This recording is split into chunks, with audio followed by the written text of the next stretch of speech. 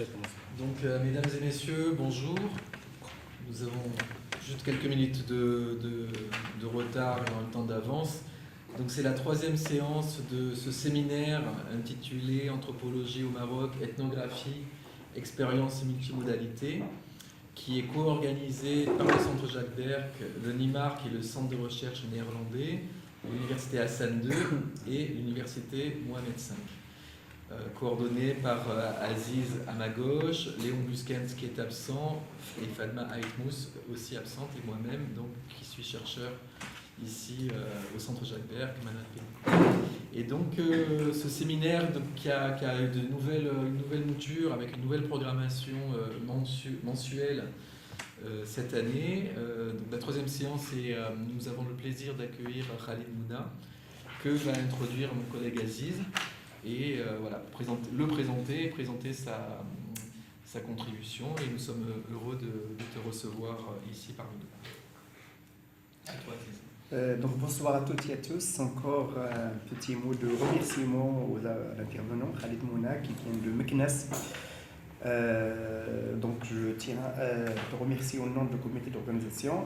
Donc Khalid Mouna est chercheur en anthropologie, anthropologue à l'université de Meknès, la faculté de lettres, et chercheur associé à d'autres et intervenant à d'autres universités à l'international, surtout, si je me souviens bien, en Italie, et aussi lauréat de l'université à Paris. Et il travaille sur l'immigration,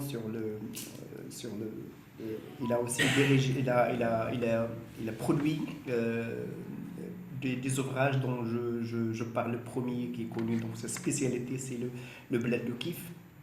Et puis il a co-dirigé plusieurs ouvrages dont un que je me souviens très bien parce que j'ai contribué dans cet ouvrage, Terra marocain au pluriel. Et son dernier livre, Éloge de l'inversion, sexualité et rite de transgression au Maghreb. Donc je fais tourner pour que tout le monde peut consulter le résumé de l'ouvrage. Merci beaucoup encore Khalid. Et j'en passe bien évidemment donc d'autres ouvrages et d'autres ouvrages qu'il a co-dirigés. Et donc je te laisse la parole, on peut dire une petite heure comme ça, 1 heure, 45 minutes si tu veux. Je serai une berceuse.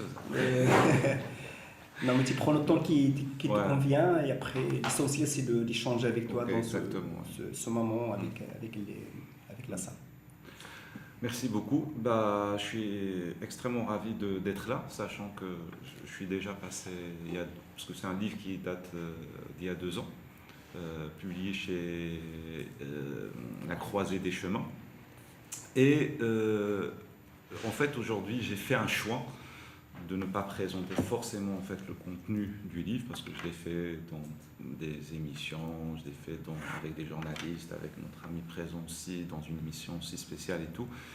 Mais j'ai plus envie en fait d'y aller vers une portée heuristique et théorique et un peu un débat que j'ai envie d'ouvrir avec les collègues autour de ce sujet-là, qui est la question de la marge, qui est une question qui est extrêmement importante pour moi. Et je vais un peu relier un peu les trois en fait, un peu le projet, ce que j'appelle un peu le projet, si j'ose dire en fait, le projet un peu de ces écrits. Le premier livre que tu as cité qui est Le Bled du Kif et publié à Paris. Le deuxième est Identité de la marge, publié chez Peter Lang en 2018, qui était la même année, on a sorti en fait Terra marocain, chercheur d'ici d'ailleurs. Et le troisième, c'est celui-là qu'on va discuter aujourd'hui, qui s'inscrivent tous en fait dans la même thématique, c'est la construction des identités, en fait, comment les marges se construisent, leur propre identité, leur propre histoire, leur propre narratif par rapport à eux-mêmes, et comment en fait dans ce processus, en fait, il y a une inversion de pouvoir dans lequel, en fait, ce que j'ai appelé la centralisation de la marge et la marginalité du centre. C'est-à-dire c'est une approche un peu je dirais, qui va prendre en fait deux dimensions, à la fois la question de la liminalité et la question de la marge en fait, et comment les deux se construisent dans une dynamique qui en fait remet en question un certain nombre des travaux, notamment pendant très longtemps en fait, qui ont inscrit l'anthropologie marocaine dans cette démarche. C'est un regard extrêmement centré sur le pouvoir, sur des notions comme la tribu et tout. Et du coup, en fait, quand on parle de la marge, est souvent en fait, vu comme une marge aussi géographique, historique, et du coup, il est exclu des enjeux de pouvoir.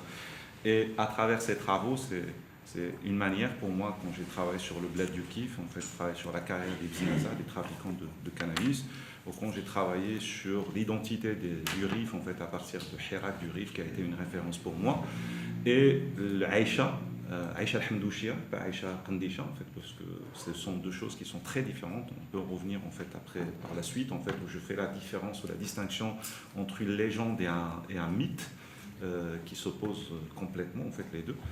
Et du coup, en fait, comment, à partir des terrains très différents, il y a quelque chose, en fait, un ancrage à la fois théorique et un ancrage épistémologique qui réunit un peu ces terrains différents, sans forcément, en fait, aller ailleurs, sachant qu'en fait, l'identité de ce dernier livre, j'étais très content, c'est un livre aussi qui m'a ramené à travailler, à faire des terrains, que ce soit au Maroc et en Italie essentiellement, à Naples. Même si en fait je parle du Maghreb, mais ça a toujours été des terrains d'inspiration pour moi. C'est aussi un travail qui a une spécificité parce que c'est un travail qui a été mené, un travail de terrain qui a été mené avec Aziz et à cette époque-là. L'ouvrage est toujours en cours de publication, Inch'Allah. Voilà, on a fait le terrain ensemble. Je fais appel à Manu pour contribuer aussi.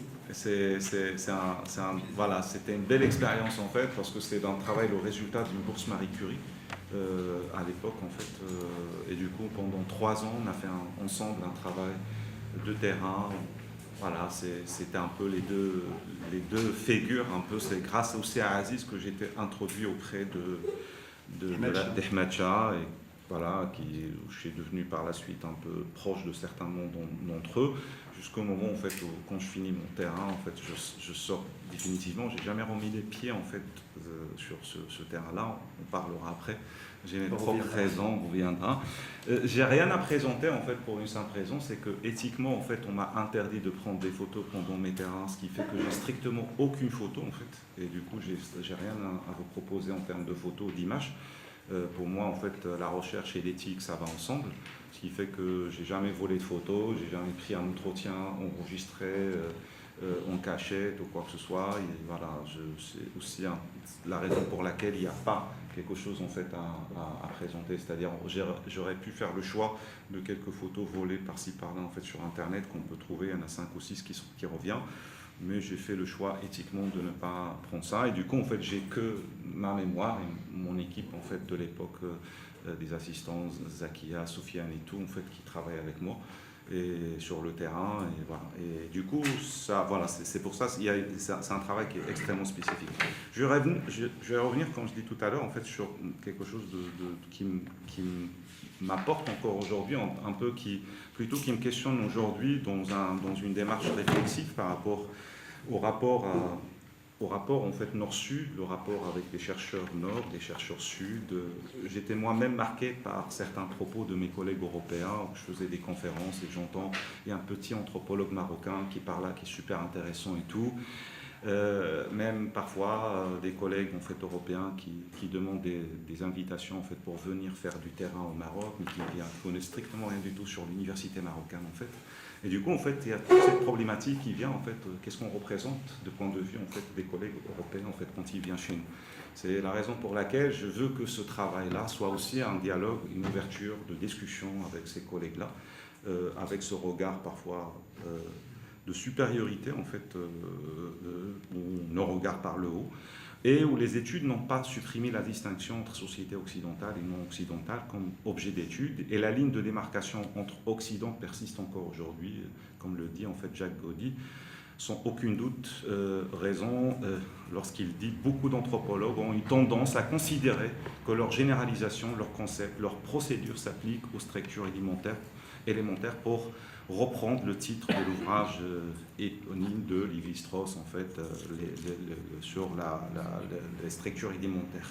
Censé exister chez les aborigènes d'Australie, comme chez les habitants de Chine, d'Inde, ou même de Moyen-Atlas, ou même de Sidi Ali el-Hamdouch. La fascination pour l'exotisme et l'étranger est dominante, enracinée au sein de la société ou la tradition anthropologique pour pouvoir être exorcée par un simple changement de contexte historique et politique. Pourquoi je dis ça? Parce que souvent, quand je dis que je travaille sur la laïcha, il y a tout un exotisme en fait, qui ressort en fait, de la part d'un public, que ce soit marocain ou non marocain, dans lequel en fait, je vais les emporter en fait, dans un imaginaire collectif, dans lequel la laïcha a son pouvoir et tout. Sauf qu'en fait, j'ai aucune prétention à être un narrateur de ce genre, mais en même temps, je ne travaille pas sur Aïcha comme figure en fait, d'exotisme, et je travaille sur Aïcha comme une figure liminale en fait. Le livre Éloge de l'inversion tente de s'inscrire dans ce débat d'anthropologie à la fois conceptuelle et empirique. Sans vouloir établir une frontière, voire une forme de barrière entre chercheurs d'ici et chercheurs d'ailleurs, il paraît raisonnable de postuler qu'une personne dont le travail s'inscrit dans la tradition d'une discipline définie comme l'étude des autres cultures a des chances à avoir un rapport à l'objet différent de celui qui est étudié le même objet en tant qu'élément de sa propre société, de sa propre culture. J'ai grandi avec la figure de Aïcha Kandisha et j'ai lutté en fait pendant tout mon travail de s'éloigner de cette figure de Aïcha Kandisha pour ne voir en fait que Aïcha al-Hamdouchia à partir de son rituel en fait. Certes, le rapport à l'objet compte, bien que ne soit pas le seul facteur en fait. Il ne compte pas juste par sa définition, sa dimension culturelle, mais aussi à partir du rapport que l'anthropologue va entretenir avec ce sujet lors de ses propres cours. C'est-à-dire quand je rentre en classe et que je vais étudier, travailler avec mes étudiants, en fait, la laïcha, la première question qu'on va avoir tendance à imposer mes étudiants, est-ce que c'est vrai, est-ce que tu crois?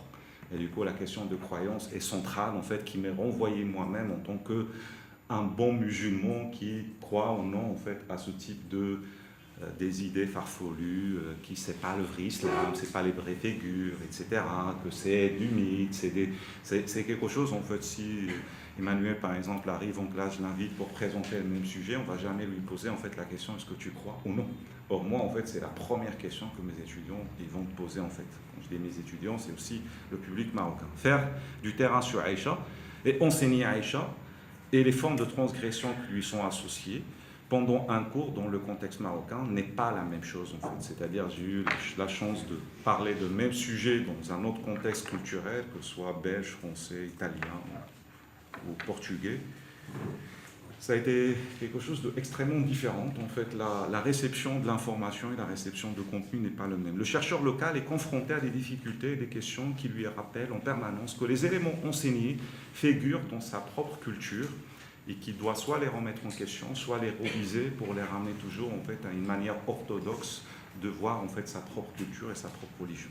Sans vouloir tracer une ligne encore de démarcation entre chercheurs d'ici et d'ailleurs, comme je viens de signaler, l'anthropologie marocaine a certes réussi à se démarquer ces dernières années, avec une génération aussi des anthropologues qui nous ont précédés, que ce soit par son renouvellement d'approche ou de regard, mais elle reste prise en otage dans un débat stérile aujourd'hui, et je vise personne, pour ceux qui m'écoutent, qui a émergé par certains anthropologues. Ainsi, au lieu de parler des terrains comparés, entre ici et ailleurs, c'est la question de la langue arabe, en l'occurrence, qui a émergé comme une solution magique pour cerner ou créer ce qu'on a appelé en fait une science sociale dite arabe. D'accord ? D'autres posent la question si le cadre conceptuel et théorique développé ailleurs est encore adéquat pour décrire la réalité contemporaine. Avons-nous oublié que pour résoudre ce problème, on a besoin d'un esprit de comparaison dans l'étude des sociétés qui permet de garder une ouverture vers d'autres idées. En disant ça, je suis tout à fait conscient qu'un collègue français a plus de moyens de faire un terrain ici et ailleurs, et un chercheur marocain, en fait, il est coincé au Maroc, parfois même quand il n'y a pas des problèmes financiers et des problèmes de visa. D'accord ? Ce qui fait qu'on n'est pas égaux, en fait, en termes de... On ne se bat pas avec les mêmes armes, mais on se bat pour la même science. Et du coup, en fait, voilà, ce qu'on rapporte en fait comme connaissance, parfois, avec les moyens qui nous sont disposés, sont quand même extrêmement importants pour faire avancer un peu les choses. Bon, je dis ça, je ne suis pas forcément concerné par ce type de problème, à part ce qui est financier, mais je vois en fait le nombre des collègues en fait, pour avoir juste un visa, comment ça devient un véritable galère, sans parler un peu d'y aller faire un terrain. Je connais quasiment 2-3 Marocains qui ont pu faire un terrain à l'extérieur du Maroc, en fait, parce que c'est quelque chose qui n'est pas envisageable. Il se trouve qu'on a de la chance d'être dans un pays, en fait, quand on change de région, on a changé de pays, en fait. On part dans la région de Sousse, on a l'impression d'être dans une autre région, on part dans le nord, en fait, la région du Rif, pareil, celui des Jbala, pareil, etc. C'est-à-dire le langage change, la culture change, il y a énormément, en fait, de choses qui changent, ce qui nous permet un peu d'être pas forcément, en fait, des cultures très différentes, opposées, mais quand même qui nous permet un peu d'exercer notre métier dans des terrains qui nous mettent en difficulté, que ce soit sur le plan linguistique, en fait, où il y a des populations qui ne parlent pas forcément l'arabe, ou qui ne parlent pas forcément le même berbère qu'on peut parler nous, ce qui ça nous remet, en fait, en question.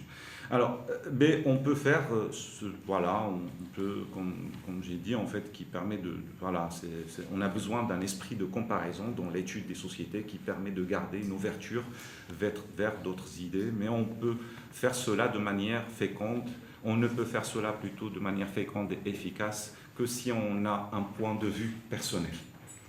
Et en fait, c'est justement sur ça en fait, que j'ai envie de construire un peu cette intervention. C'est ce point de vue personnel par rapport à un objet en fait, qu'on a appelé la laïcha. Ce livre, avec ses limites et ses ambitions, traite la question de l'inversion à partir d'une approche certes ethnographique, mais tente de s'inscrire aussi dans un débat à partir du concept de la marge. C'est-à-dire comment en fait, la marge se construit, comment la marge prend sens, comment elle donne naissance à elle-même, comme c'est le cas en fait de Sidi Ali, Sidi Ali Ben Hamdouche en fait qui donne naissance à lui-même en buvant en fait le sang de son maître, qui le rejette en fait, Sidi El Bergui, qui ne veut pas lui donner en fait la baraka, il finit par voler en fait son propre vomissement, en fait il le boit pour donner naissance à lui-même, comme c'est le cas en fait de Lalla Aïcha en fait. Sans rentrer en fait dans les détails de la laïcha et comment en fait on a procédé à ce terrain-là. Il y a plusieurs mythes en fait qui sont autour de la laïcha, mais la question principale qui nous accompagne, c'est qu'en fait est-ce qu'on peut travailler sur les mythes uniquement, on travaille sur la combinaison en fait des mythes et des rites, sachant qu'en fait quand on prend la tradition anthropologique, en fait notamment chez Claude Lévi-Strauss, en fait le rituel devient extrêmement mineur, voire sans aucune importance devant en fait la place des mythes. Bon. C'est l'histoire même de Claude Lévi-Strauss, en fait. C'est son rapport à, voilà, comme disait en fait certains psychanalystes, en fait, en parlant de Freud, c'est aussi valable pour Claude Lévi-Strauss. Au lieu d'y aller chercher en fait des mythes à l'intérieur de sa propre religion, judaïsme, il est allé les chercher en fait pour Freud, il est allé les chercher chez les Grecs. Et chez Claude Lévi-Strauss, il est allé les chercher en fait chez les Yanomami, quoi. Mais on est en fait dans le même processus un peu de règlement de compréhension, de règlement de compte de sa propre culture en fait. Les phénomènes, comme j'ai dit en fait, les phénomènes d'inversion s'observent dans la plupart des sociétés où la séparation entre genres est extrêmement fragile, voire peut disparaître en fait à un moment. C'est ça qui constitue en fait l'image ou la figure de la laïcha. Et la question de départ, c'est comment et pourquoi en fait. Et l'idée, c'était de suivre le mythe autour de Aïcha. Et on était en fait une équipe, comme j'ai dit tout à l'heure, de 3 à 4, ça dépend. Et pendant 3 ans, on ne faisait que ramasser, en fait, réunir le max de mythes. On a réussi à avoir 7. Et sur les 7, on n'a classifié que 3, que j'ai pris par la suite comme référence pour écrire ce travail-là et d'autres articles par la suite. Et de voir, en fait, associer ces mythes à des rituels. C'est-à-dire à quel moment, en fait, ces mythes prennent de force et de l'ampleur et de l'épaisseur, et pas uniquement en fait les inscrire dans une forme d'oralité dans laquelle en fait le groupe se raconte lui-même, mais plutôt de les inscrire dans une dynamique ritualisée de groupe en fait qui donne identité à ce groupe-là, de la marge dans un espace bien défini. C'est à 2 interrogations comment et pourquoi se construit ce mythe, comment et pourquoi se construit ce rituel, et comment et pourquoi en fait se construit aussi ce groupe de marginalité. Je reviens là-dessus en fait sur les 2 concepts en fait, marginalité et marginalisation. Ces deux interrogations que ce livre cherche à trouver, voilà, des pistes de réflexion et tenter d'une manière modeste aussi à répondre. Lors des fêtes religieuses, comme c'est le cas de la fête de naissance du prophète, en fait, le Moulid, on assiste à des pratiques impliquant musique, trance et déguisement. Plusieurs sociologues marocains sollicités pendant ces fêtes en fait, de Moulid sollicitaient pour comprendre et essayer d'analyser un peu ce qui se passe autour de cette région, décryptent le phénomène à la hâte et par conséquent dont une analyse marquée par une forme de simplification. Il s'agit pour eux de la survivance des pratiques païennes, pré-islamiques, d'archaïsme culturel, voire de résistance, de l'ignorance des Marocains en fait jeunes. Voilà, les Marocains n'ont pas compris suffisamment en fait leur religion et du coup ils versent un peu dans ce type de pratique. Et souvent en fait ces discours-là ils sont donnés, ils sont livrés par des pseudo-sociologues en fait marocains qui vont parler, c'est surtout des Marocains en fait, qui vont en fait livrer des interviews notamment en arabe, des journaux en fait où ils décryptent en fait l'ignorance des Marocains par rapport à ce type de phénomène, comme si en fait le phénomène ne peut toucher en fait qu'une population qui est défavorisée. Or en fait c'est un phénomène qui traverse en fait toute la société. Moi j'ai eu des médecins, j'ai eu des avocats, etc., qui vont aller en fait rendre visite à la Aïcha, ils font des dons, et pour eux, en fait, d'ailleurs, il y a même une histoire avec Aziz comme ça, où il nous dit, moi, je ne peux pas gagner une affaire si je ne rends pas une fois par semaine, en fait, visite à Aïcha. Alors, et si, je parle de cette question-là dans le livre, et je l'écris comme ça, quand je vous le dis, et si les choses n'étaient pas aussi simples? Voilà. Et si les choses elles étaient encore plus compliquées que ça, et qu'il ne s'agit pas juste d'une affaire, en fait, d'ignorance, d'archaïsme, des résistances pré-islamiques. Et si les choses ils sont beaucoup plus compliquées que ça, est-ce qu'on peut trouver en fait des pistes de réflexion, de réponse en fait à la transformation de la société? Le culte de Aïcha, il y est essentiellement à des personnages comme des voyantes chouafat ou chouafa et des efféminés, muhannatin. En fait, c'est pas des termes qu'on utilise en fait là-bas dans la région. On va plutôt en fait utiliser le terme zoami. C'est le terme qu'on va utiliser générique en fait pour qualifier ce type de personnes-là, qui s'inscrivent dans des pratiques divinatoires en fait. Et du coup en fait un chouaf, il peut être aussi efféminé en fait. Il peut avoir la double identité, il circule entre les deux. Il circule en fait comme pratiquant en fait ou exerçant des pratiques divinatoires, comme en étant aussi lui-même habité par l'esprit de Aïcha, dans lequel en fait il est dans une forme de régulation permanente. Ce qui fait que quand j'observais ça, bon, une fois on a observé ça pendant plusieurs semaines, etc. Ce qu'on appelle en anthropologie, il y a une forme de saturation. Est-ce que pour moi ça suffit en fait? Est-ce que je pars de ce terrain? Est-ce que la réponse est là? Et du coup, en fait, la question qu'on se posait à ce moment-là, c'est de comment ramener en fait ces questionnements autour de ce terrain pour essayer de comprendre le fonctionnement de la société en fait. C'est-à-dire de partir de local pour monter en généralité, mais un local assez spécifique. C'est-à-dire en fait de prime abord, en fait, c'est pas quelque chose d'extrêmement visible en fait, comme quelque chose de transgressif en fait. Et pour vivre en fait cette expérience à l'époque, on partait très rarement en voiture, on partait en taxi, et en fait pour essayer de comprendre comment parler avec les gens et comment les chauffeurs de taxi vont décrypter en fait certaines personnes qui considèrent efféminées, du coup ils sont là pour des pratiques un peu pas très orthodoxes. Et c'est eux-mêmes qui vont signaler aux gendarmes en fait qu'avec nous, ils vont y faire avec les doigts, il y en a un, il y en a deux, il y a trois, ou il y a comme ça en fait avec la main, il n'y a personne, avec le truc et tout. Il y avait tout un tas de codes en fait à décortiquer en fait en voyageant avec les taxis à l'intérieur pour essayer de comprendre comment ça fonctionne en fait. Et du coup, on subissait aussi un certain nombre d'interrogatoires de gens, qu'est-ce que vous faites là et tout. Bon, souvent, quand je dis je suis prof à l'université, on ne me prend pas trop au sérieux. Parce que qu'est-ce qu'un prof universitaire qui est censé être un peu éveillé vient faire dans un monde d'ignorance? Et du coup, on était souvent suspect un peu de ce type de pratique. Ce processus de féminisation, en fait, qui est attesté d'abord par les gendarmes quand on rentre, en fait, c'est les premiers à attester en fait de votre efféminisation, c'est ce que vous pouvez passer en nous. C'est en fait le premier acteur, moi ce que j'ai appelé dans le livre, le premier chouaf, c'est le gendarme. C'est lui qui chauffe en fait, et c'est lui qui détecte, et c'est lui en fait qui donne cette accréditation en fait à la personne de passer ou ne pas passer. C'est lui en fait qui permet, qui va regarder, on peut voilà parfois acheter son silence ou lui donner un cadeau, etc. Qui va passer en fait par la suite avant d'arriver chez le chouaf qui en mèche avec la laïcha.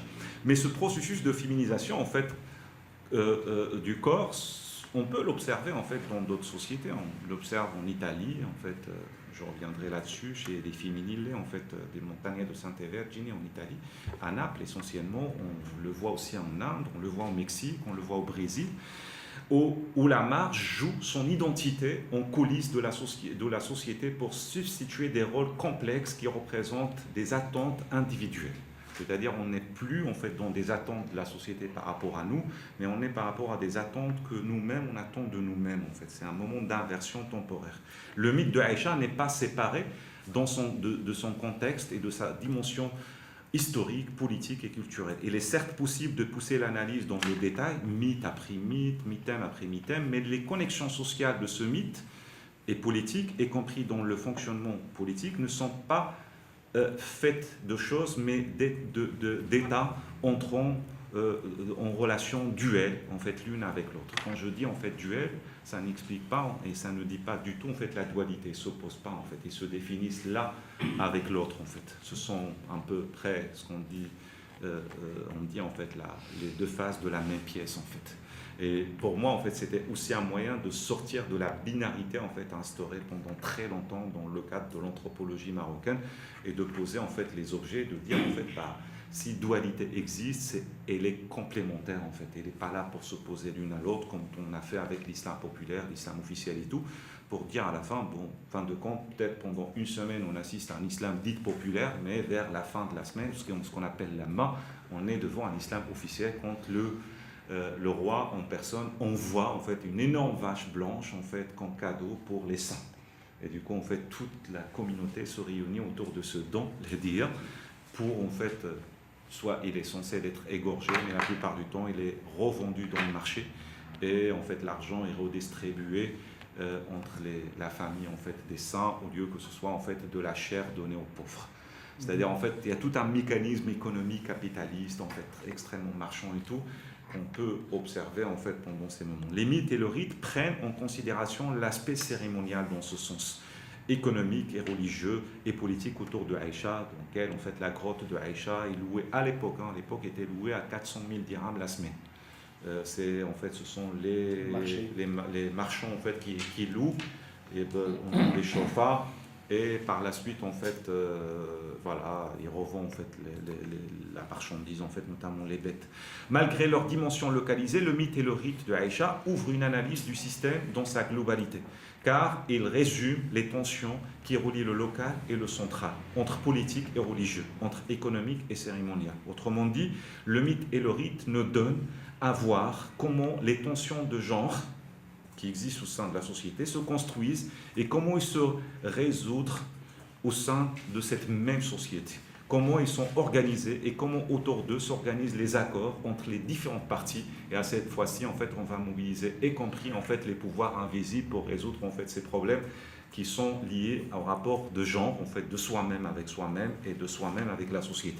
Et du coup, vous n'êtes pas efféminé, vous n'êtes pas un homosexuel, mais vous êtes habité par l'esprit de Aïcha. Et c'est comme ça que le groupe vous accepte. Les efféminés, comme étudiés par Corinne Fortier, en fait, ou ceux de ces DLI, se réfèrent le plus souvent à une identité masculine de type homosexuel en exhibant des signes de féminité, en occupant certains rôles féminins. En fait, quand on est à CDLI, par exemple, c'est la façon de marcher, la façon de mâcher le chewing-gum, etc.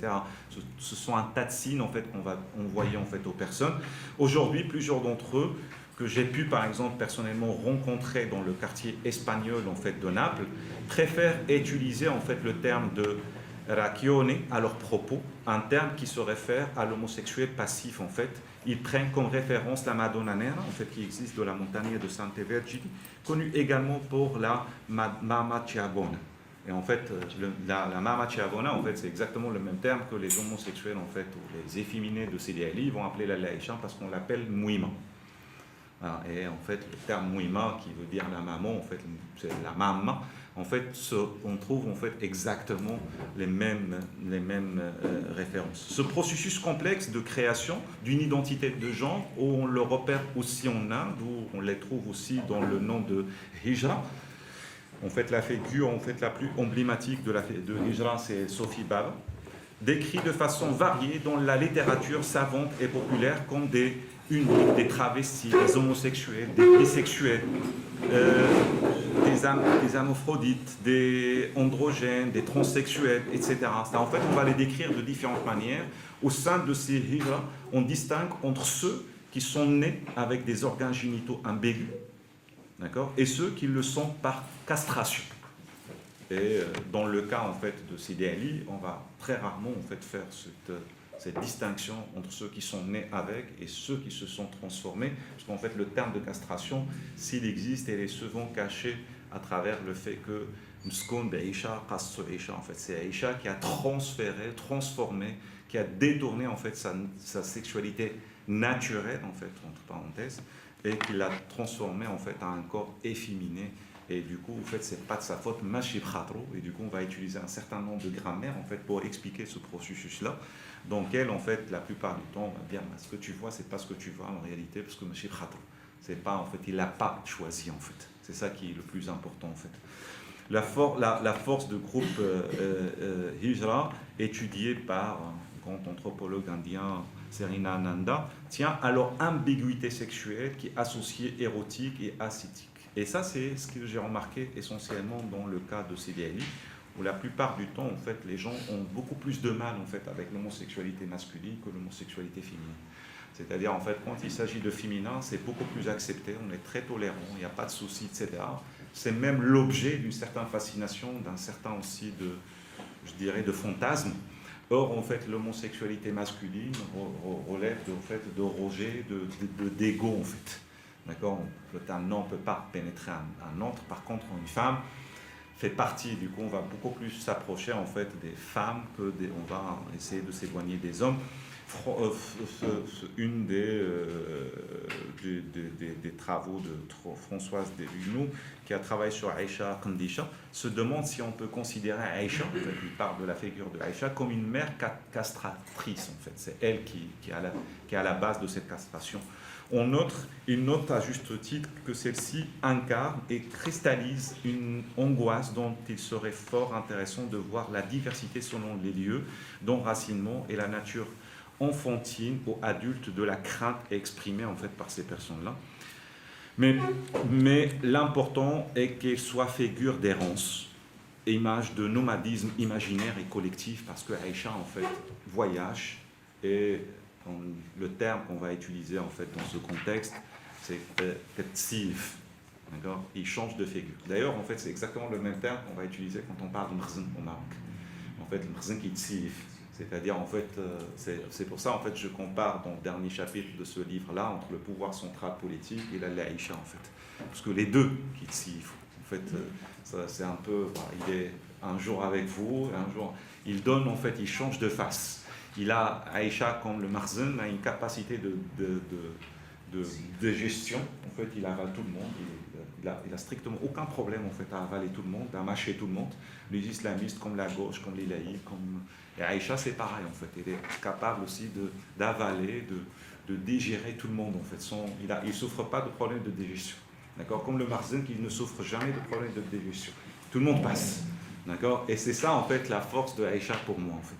La figure de Aïcha nous inscrit à la fois dans la nature et la culture, loin de cette opposition un peu classique d'anthropologie, loin de la notion de pensée Aïcha comme une figure de sauvage, nous considérons que la pensée sauvage elle-même est une pensée domestiquée qui correspond à une temporalité, à une forme de spatialité. En fait. Aïcha et ses disciples montrent cette dimension de pensée domestique à partir d'une continuité dans les rapports du corps et de l'esprit, où la question de genre est repensée dans une action, une dimension actualisée et ritualisée, vu qu'on ne peut guère séparer cette dernière des enjeux culturels très localisés qui varient d'une société à l'autre en référence à sa cosmologie, au système en fait, de signification de cette société.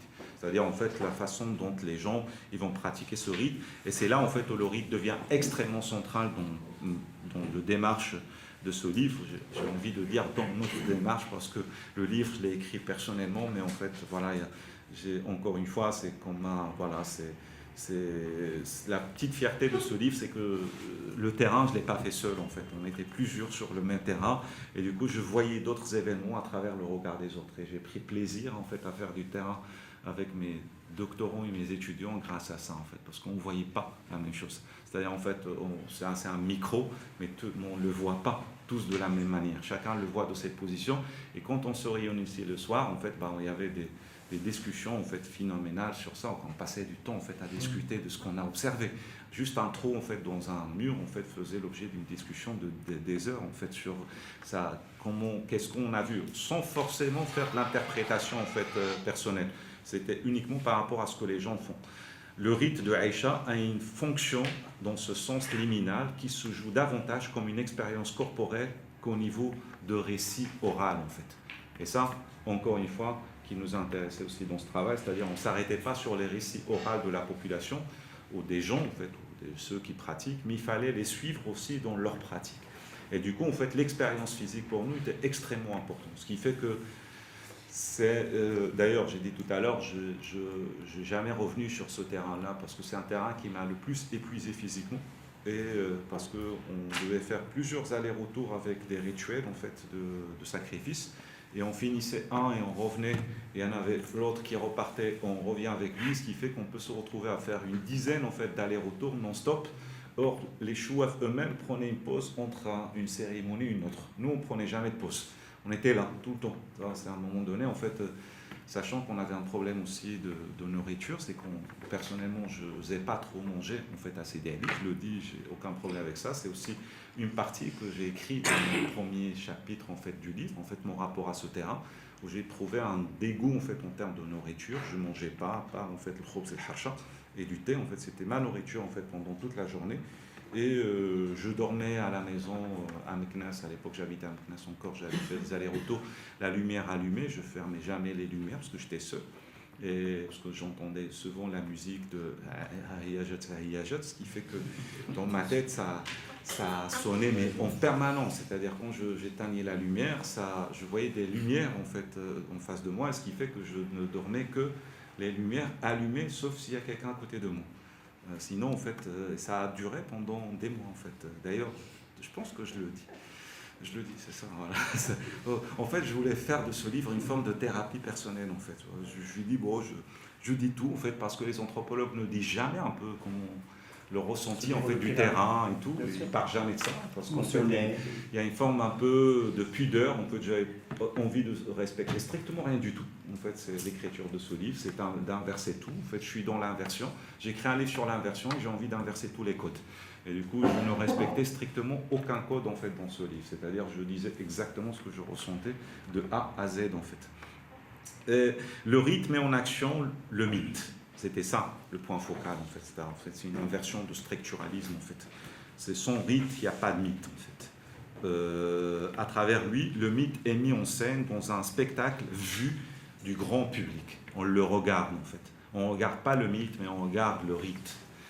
D'un autre côté, le rapport entre humain et esprit, en fait à ce moment-là c'est le djinn, c'est l'esprit de Aïcha, n'est pas un rapport d'opposition, mais un rapport fondé sur une inversion mutuelle. Le monde des esprits se produit à l'image des rapports sociaux et vice-versa. Le mythe est certes à l'origine de l'action de pensée de ces deux mondes, mais le rituel est un moyen d'inversion des perspectives.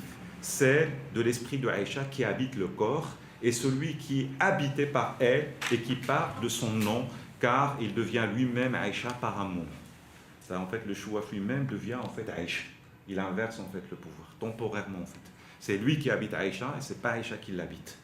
Et du coup, en fait, quand il part, c'est pas lui qui part, c'est plutôt Aïcha qui part. Et il faut comprendre en fait le sens.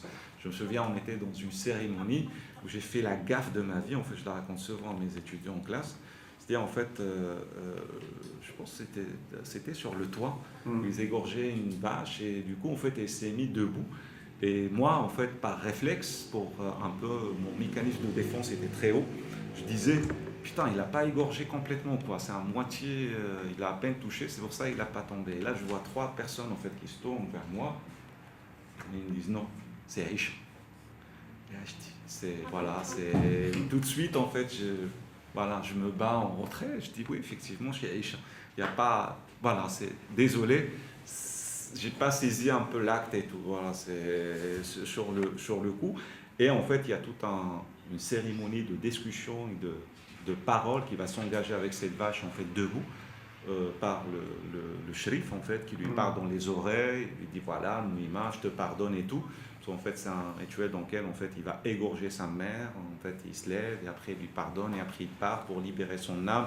Mais en réalité, c'est son âme à lui qui se libère et tout. Et une fois son âme se libère, en fait, il partage avec les autres. En fait, il y a tout un cérémonial en fait, qui se fait à ce moment-là de rituel. Mais ce travail, en fait, observez, pardon, je vais très vite. Oh, pardon. Je vais ralentir, là je passe la deuxième. Alors, c'est un rituel. En fait, il y a plusieurs types de rituels dans lesquels, en fait, il y a un des rituels dont le chouaf, c'est lui-même qui va accompagner la personne. Il y a d'autres rituels, c'est le chouaf lui-même qui est habité par Aïcha. C'est pour ça que je parle d'inversion, en fait, d'habiter. En fait, c'est lui-même, il habite Aïcha de la même manière que Aïcha l'habite. Et du coup, il va se libérer lui-même, en fait, de Aïcha. Et une fois libéré de Aïcha, il libère, en fait, les autres. Il leur donne un peu ce pouvoir, parce qu'il a un pouvoir de guérir, en fait. Et du coup, il n'a plus besoin, en fait, il a plus besoin d'accompagner, en fait, les gens. Il s'accompagne lui-même, en fait. Il donne naissance à lui-même à travers, en fait, ce rituel.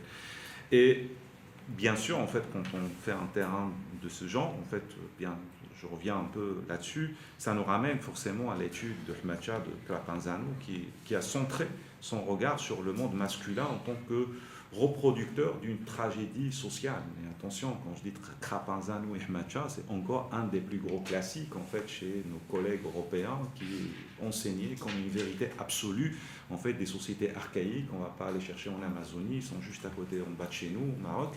Et du coup, c'est une référence un peu, voilà, limite intouchable. Et qui va expliquer en fait la question de Hmacha ou de Aïcha à partir d'un refoulement culturel et sexuel. En fait, ils considèrent que les Marocains, c'est des refoulés sexuellement et culturellement, qui est aussi adopté par un certain nombre de psychanalystes et psychologues marocains, en fait. Dans leur thérapie, en fait, ils partent tous qu'on est tous...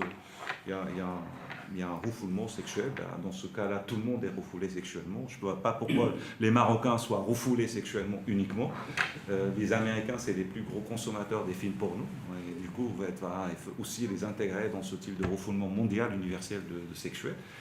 Et je lisais à un moment donné ce livre en faisant le terrain, parce qu'en fait j'avais fait le choix de lire en fait le livre pendant le terrain et pas avant et pas après.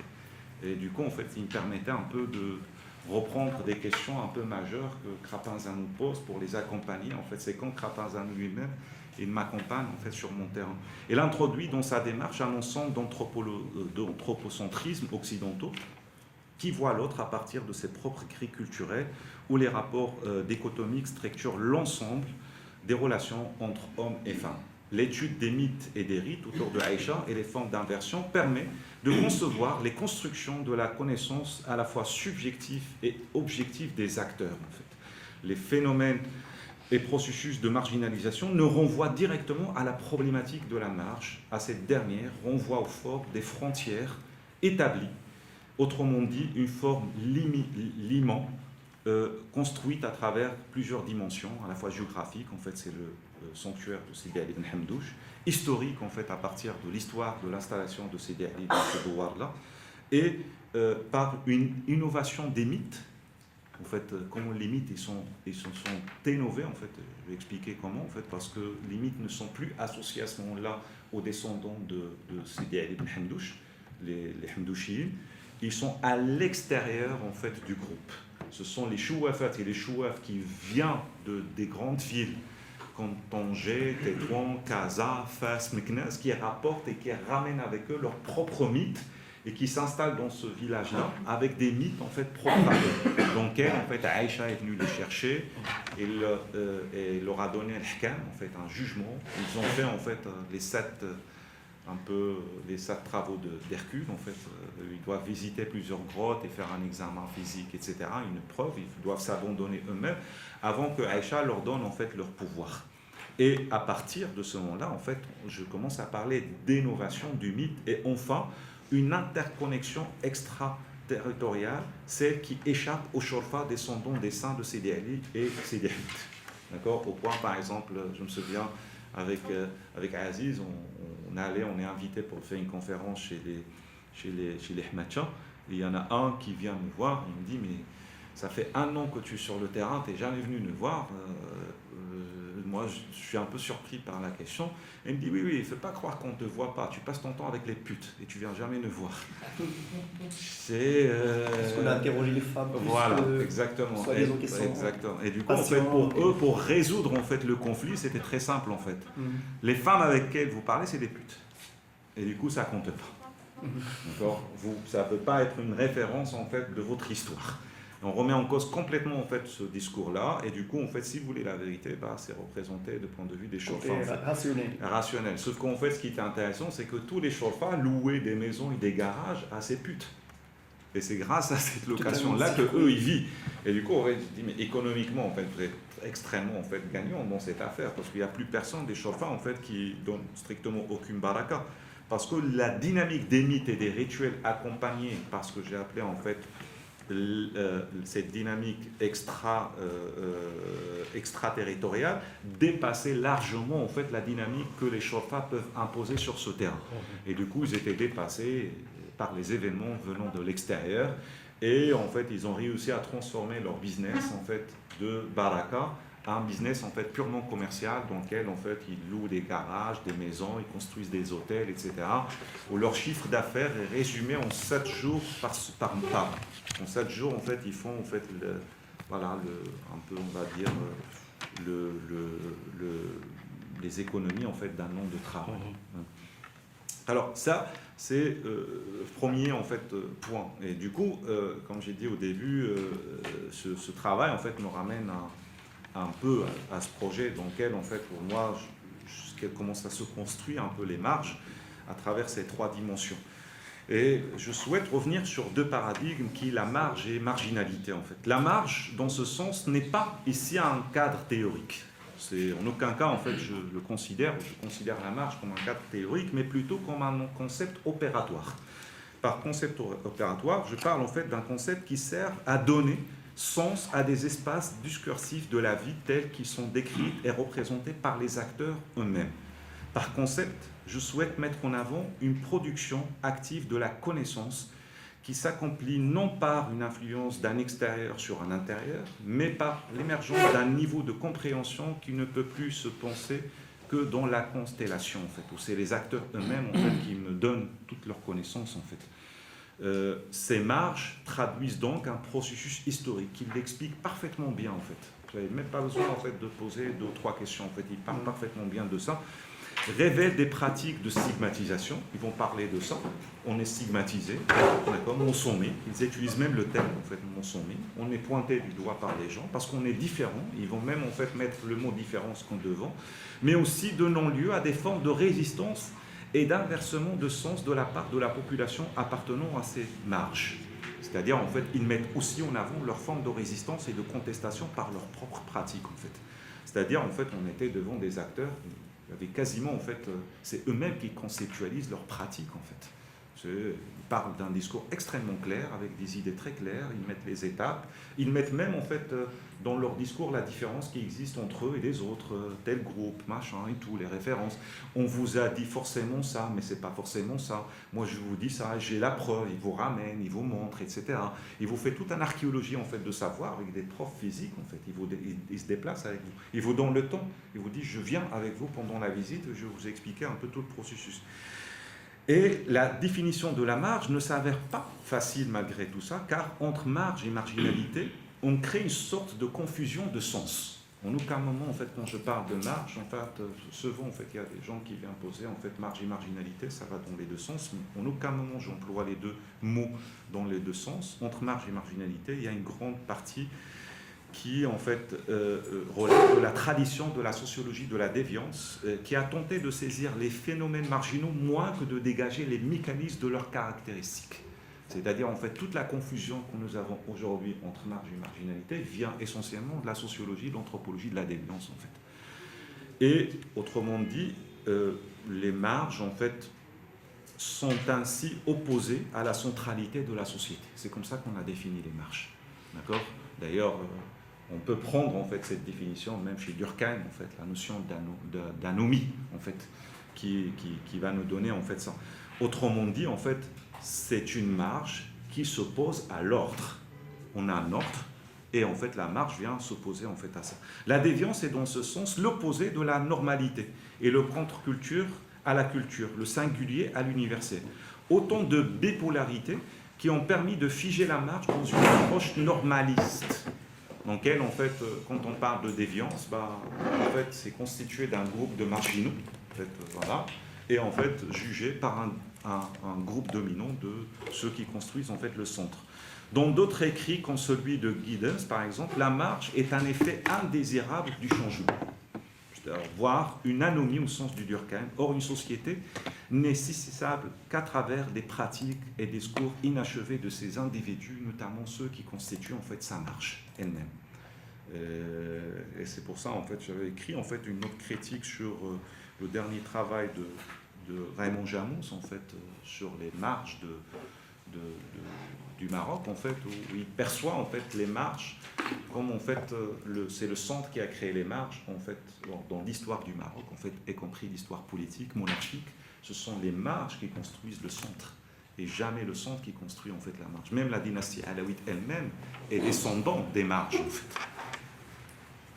Ouais, il vient pas de Fès, il vient de Tafilet, la région la plus reculée du Maroc, et du coup on tente quelque chose et ça prend de l'ancrage et on arrive et construit en fait toutes les dynasties du Maroc, c'est des dynasties qui émergent des marges en fait. On vient du sud, on vient de Stria al-Hamra, on vient de la Mauritanie actuelle, etc. Mais on ne vient jamais du centre en fait. Le centre ne fait pas émerger, le centre c'est plutôt les formes de résistance en fait, c'est lui qui résiste. Et pas le contraire en fait. On a perçu toujours en fait. Et c'est dans ce sens en fait que, dans cette perspective, que la marge sert à diviser, à séparer, à discriminer, à exclure ou à enfermer en fait un groupe. La marge peut aussi se trouver transgressée de deux façons, quelle que soit sujette à l'intrusion, à mixture ou ambiguïté, ou soit qu'il devient un point d'attrait, de passage ou de rencontre, voire de réémergence en fait d'un groupe. C'est-à-dire que la marge n'a pas seulement une capacité séparatrice, elle a aussi une capacité disjonctive. Il peut être aussi un lien ou un principe de conjonction, de transmission ou de découverte de ce qui est de l'autre côté. C'est pour ça en fait la marge de CDLI va découvrir ce l'autre côté à travers la communication avec le monde invisible. Et c'est là, en fait, on associe ces deux mondes, en fait, le visible et l'invisible. Autrement dit, un principal, ce que j'appelais un principal liminal d'ouverture, d'éveil, de passage à l'altérité, en fait. On a plus, en fait, d'altérité de point de vue de la marge que d'altérité de point de vue du centre, en fait. C'est cette marge qui est très consciente, en fait, de l'altérité parce qu'elle est consciente de sa propre différence par rapport au groupe de référence. La liminalité se présente pour le cas des efféminés comme un passage vers une société qui ne les attend pas. Si je prends un peu l'exemple aujourd'hui des migrants marocains, les émiraux, ce qu'on appelle les émiraux, ma génération a vécu l'été, on attend les émiraux. On attend leur retour. Moi, par exemple, dans ma famille, il n'y avait pas d'émiraux. J'étais, en fait, pendant l'été, j'étais triste. Moi, parce qu'on n'avait pas de chocolat, on n'avait pas de café, on n'avait pas de camion blindé en haut et tout. C'était d'aller le voisin qui... En fait, mais tout le quartier, malgré le fait qu'en fait, il y avait personne qui venait chez nous, mais tout le quartier attendait en fait un migrant. Attendait les migrants en fait. Pendant 1 mois et demi, en fait, c'était dynamique dans le quartier. Ça part tous les langues, ça court partout, ça dort pas, parce qu'en fait, ils sont là pour les vacances et tout. Aujourd'hui, la société marocaine n'attend plus les migrants. On n'attend pas nos migrants en fait. Il n'y a que l'État qui les attend en fait avec l'opération Marhaba. Mais nous, on ne les attend plus. D'accord ? On n'attend plus qu'ils nous envoient des téléphones. On ne les attend plus pour qu'ils nous envoient en fait des chaussures. On ne les attend plus pour qu'ils nous envoient de la mode. On ne les attend plus pour qu'ils nous racontent des histoires et nous donnent des informations. Parce qu'en fait, ce sont des passeurs d'informations aussi. On ne les attend plus pour la connaissance, parce qu'on n'a plus besoin d'eux, en fait. La société n'a plus besoin de ses propres éméreux pour les lui transmettre, en fait, quoi que ce soit. C'était aussi le cas de ces efféminés, en fait, qui n'attendent ils savent que la société ne les attend plus dans leur processus d'inversion. C'est la raison pour laquelle ils vont créer leur propre espace, en fait, dans lequel ils s'opposent à cette société qui ne les attend plus.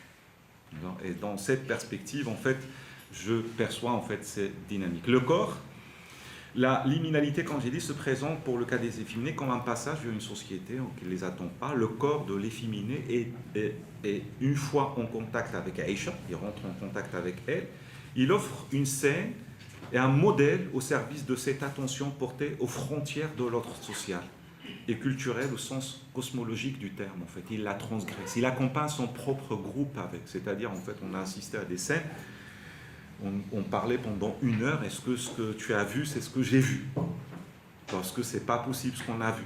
Parce que c'était un homme, par exemple, d'une 60aine d'années, habillé au cafetan, on suivait une femme et on rentre dans la grotte, on découvre que c'était un homme habillé en cafetan, maquillé, etc. Et on découvre par la suite, en fait, que toutes les personnes qui sont autour de lui, c'est sa femme et ses enfants.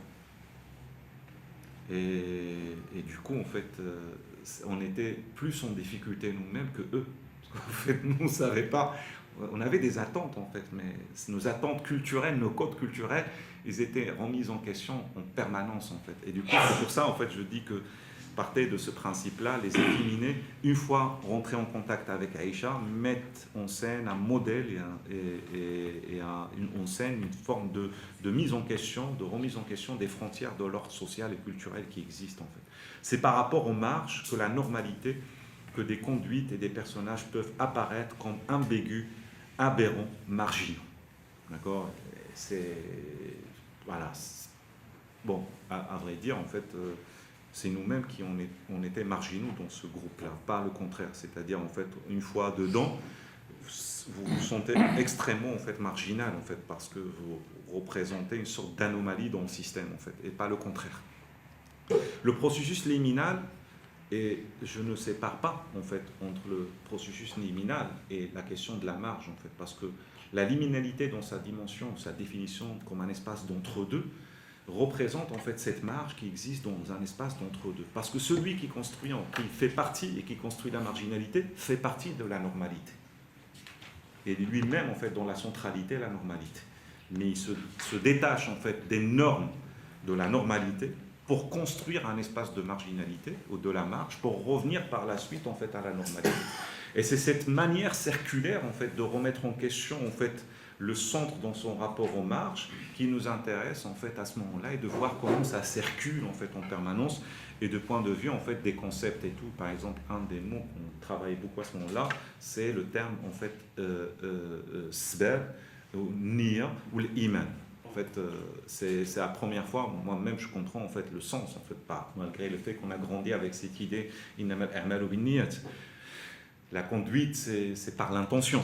Mais là, une fois sur le terrain, en fait, les gens me disent, mais parce que tout ce que j'ai fait, en fait, pour Aïcha, ça ne relève pas de la croyance, en fait. C'est pas l'iman, c'est niya, sbab.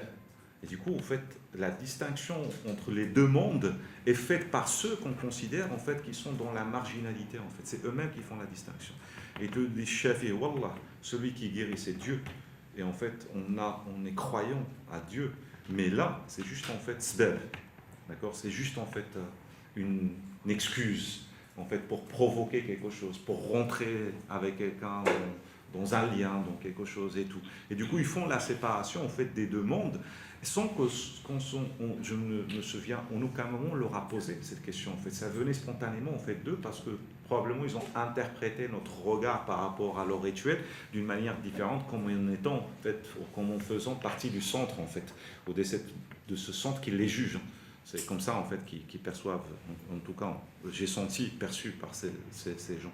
Le processus liminal ouvert par la transgression des efféminés en se référant à Aïcha, se présente comme le champ de la pure possibilité. Elle est le trait qui signale une situation sociale prête à accueillir des retournements radicaux en fait. Où l'ordre normatif subit une sorte de déconstruction, recomposition en fait en même temps, ludique opérée par les êtres liminaires. C'est cette même personne en fait, un homme habillé avec un cafeton des femmes, qui fait un rituel, et une fois fini, ben, on l'a retrouvé quelques heures après en fait, dans son identité en fait, d'origine en fait, sociale, celle qu'on connaît.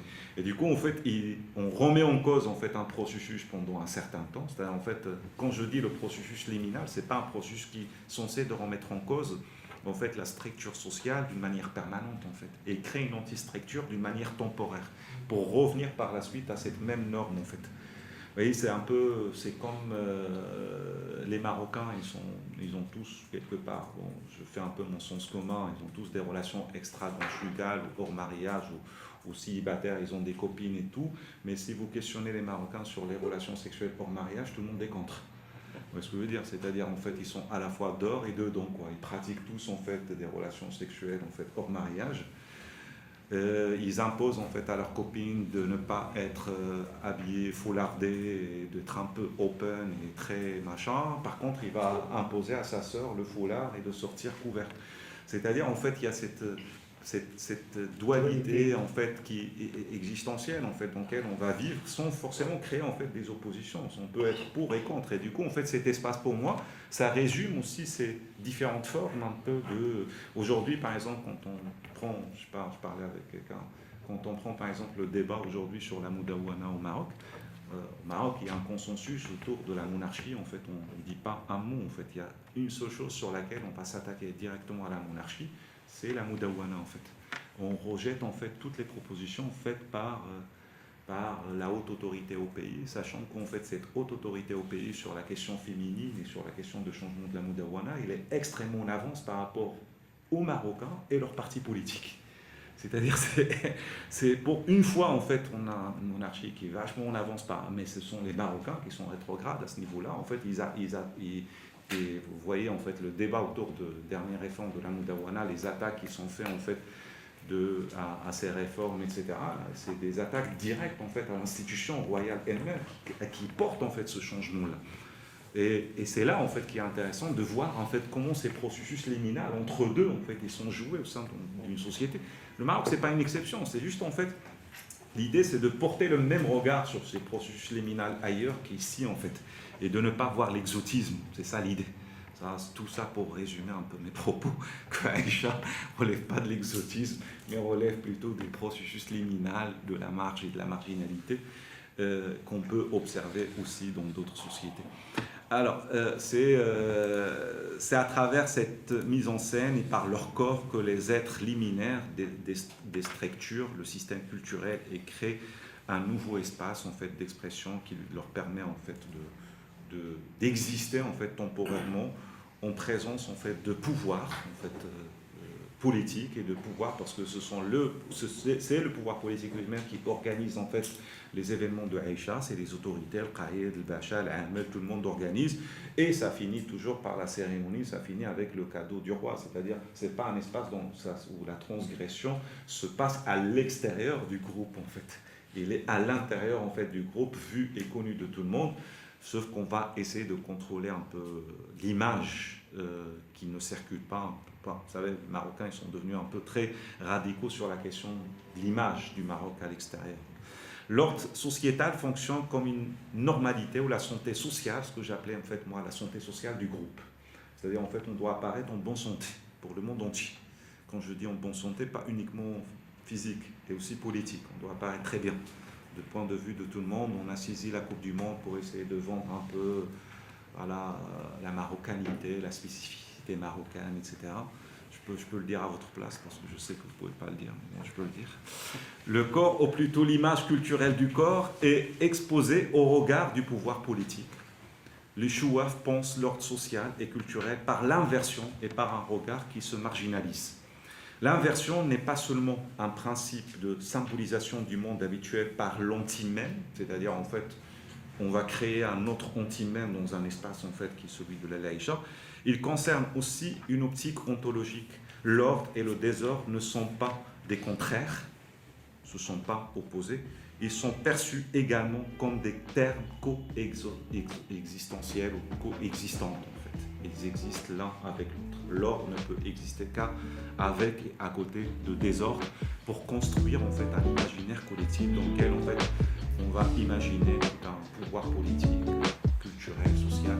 Je m'arrête là-dessus.